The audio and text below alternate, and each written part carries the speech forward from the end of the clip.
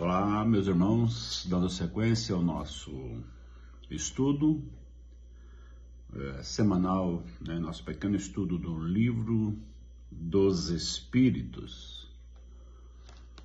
Continuamos aqui ainda no nosso capítulo 4.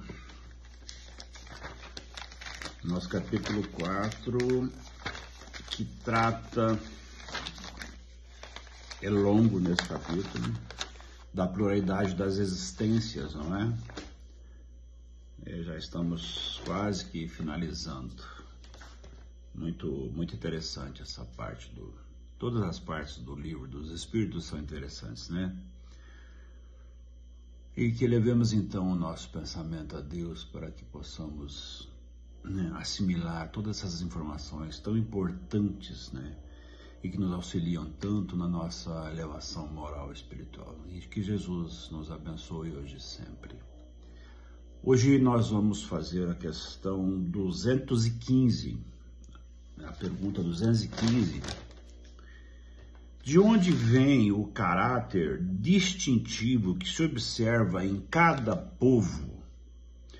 Vamos primeiro à resposta. Os espíritos também formam famílias pela semelhança de suas tendências, mais ou menos depuradas, segundo a sua elevação.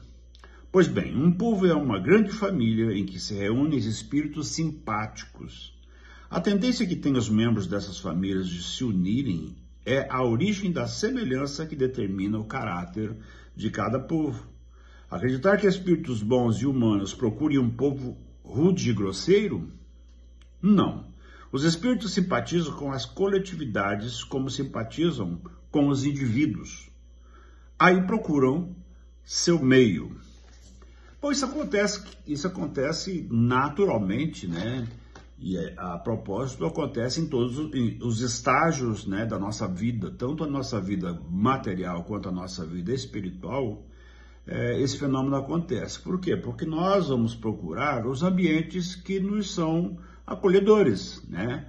Que nós nos identificamos, não é? Isso acontece aqui enquanto encarnados, então nós procuramos sempre estar dentro de uma coletividade que a gente gosta, né? Tipo, as ideias que a gente gosta, os afazeres que a gente gosta. Então, a gente procura sempre estar nesse meio, né? A gente nunca procura estar num lugar onde o povo não pensa como a gente, né? Onde não somos acolhidos e bem recebidos. A gente só procura. Essa identificação, ela ocorre tanto para o bem, né? Quanto para o mal. Ou seja, né? Pessoas com má índole, né? Pessoas ainda, né?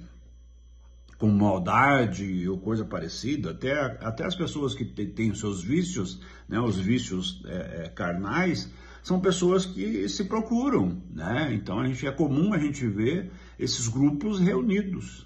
Por quê? Porque há uma identificação. Os espíritos acontece a mesma coisa, né? Os espíritos procuram uma coletividade onde eles se enquadrem, né? Então essas colônias espirituais, elas são para isso, né? Então, um espírito que ainda está revoltado, um espírito que ainda não aceita mudança, que não aceita aconselhamento, jamais ele vai procurar uma colônia de espíritos, né? Que auxilia, né? De espíritos que têm essa proposta, né? De aconselhamento, de direcionamento, né? Desse acolhimento. Então, aí procura o quê? Procura aqueles dos quais as suas características morais se afinam, né? E muito natural, né? Então, o que devemos observar é que nós vamos mudando, né,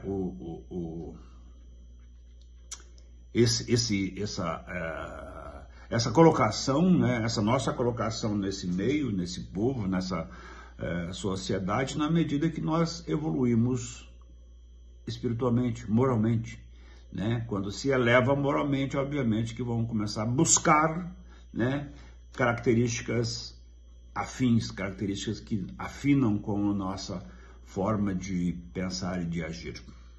Perfeito. Muito bom.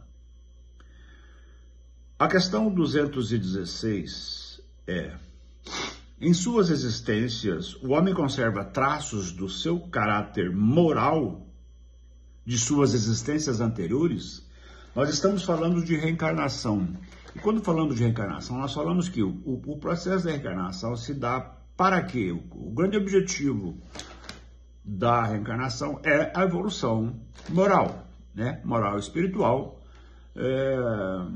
que nos aproxima, obviamente, de Deus. Né? Então, nós reencarnamos com esse objetivo. Então, o que acontece? Nós adquirimos valores morais, né? A pergunta é, em suas novas existências, numa nova reencarnação, o homem conserva traços do caráter, né, dessas reencarnações anteriores? A resposta dos espíritos é: sim, isso pode acontecer. Mas ao melhorar-se, ele se modifica. Sua posição social pode igualmente não ser a mesma. Se de senhor ele se torna escravo, suas inclinações serão diferentes e haveria dificuldade em reconhecê-lo. O espírito, sendo o mesmo nas diversas encarnações, suas manifestações podem ter, vez por outra, certas semelhanças, modificadas, entretanto, pelos hábitos da sua nova posição, até que algum aperfeiçoamento notável mude completamente o seu caráter, pois de orgulhoso e mau pode tornar-se humilde e humano, desde que se haja arrependido. A resposta anterior nós falamos sobre o processo de evolução, que nós somos orientados, né? Nós somos doutrinados no mundo espiritual, mas o nosso processo de elevação ele se concretiza na carne, né? Na reencarnação. Quer dizer, aqui que nós temos as oportunidades de fazer o que não fizemos, o que deixamos de fazer, ou de mudar o que fizemos de errado, né? Então a gente vai se transformando, né? A gente vai, na medida que se evolui, né, essa formação de caráter te coloca em novas posições morais. Mas, como diz a resposta, sim, isso pode acontecer, não necessariamente acontece, né? Por quê? Porque essas experiências para se adquirir valores morais, as experiências terrenas, as experiências que passamos por aqui nas reencarnações, elas têm que nos trazer a completude, né, da virtude. A virtude completa. Não dá para ter meio caráter, não dá para ser meio bom, não dá para ser meio honesto. Então, quer dizer, é preciso ter uma completude dessa virtude, né? E às vezes, o que acontece? Quando se tem uma reencarnação, como o próprio texto já diz, se encarna numa encarnação, reencarna numa encarnação como Senhor, né? Ou seja, as tuas atitudes, as suas posições são umas. Na condição de escravo, por mais que seja o mesmo espírito, as condições serão outras, né?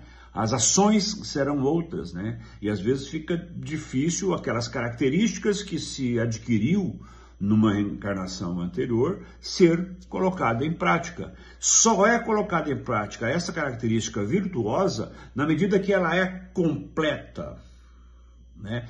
Só que para ser completa é preciso ter todas as variações de experiências terrenas, né? É preciso experimentar de todas as provas terrenas para ter certeza, né, de uma virtude adquirida por completude, né? De uma virtude completa, né? De uma virtude de perfeição.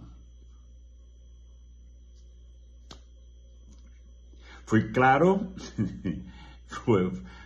O livro foi bastante claro conosco.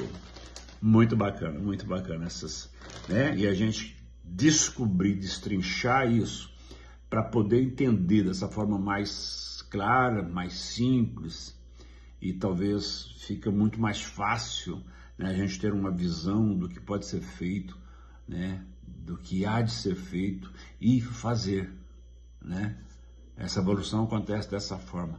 Na medida que descobrimos o erro, na medida que descobrimos o que precisa, né, dentro dessa busca, né, incessante, né, de estar perto de Deus, a gente vai descobrindo as formas e a gente vai se aperfeiçoando e adquirindo as virtudes necessárias para isso, não é? Muito bem. 217. Em suas diferentes encarnações, o homem conserva os traços de caráter físico de existências anteriores, né? Esse caráter físico das existências anteriores.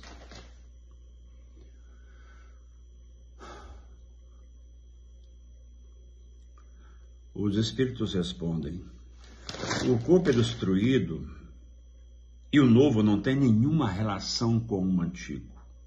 No entanto, o espírito se reflete no corpo. Embora apenas matéria, é modelado pelas qualidades do espírito que lhe imprime um certo caráter, principalmente na fisionomia. Esta é a razão porque, em geral, se diz que os olhos são o espelho da alma. Isto é, o semblante reflete mais particularmente a alma. Existem pessoas esteticamente feias que, no entanto, têm alguma coisa que agrada quando refletem um espírito bom, sensato, humano, enquanto que há belas fisionomias que nada despertam ou mesmo provocam repulsa. Poder-se-ia acreditar que somente corpos perfeitos revestem espíritos adiantados. Entretanto, não se encontram todos os dias homens de bem sob uma aparência disforme, sem possuir uma semelhança pronunciada. A similitude dos gostos e das tendências pode dar, portanto, o que chamamos de um ar familiar ao corpo que reveste a alma em uma nova encarnação, não tendo necessariamente relação com a anterior, pois pode provir de origem diferente. Seria absurdo supor-se uma sucessão de existências ligadas por uma semelhança apenas circunstancial. Não obstante, as qualidades do espírito modificam frequentemente os órgãos que servem às suas manifestações, imprimindo na fisionomia e mesmo no conjunto das maneiras um cunho característico.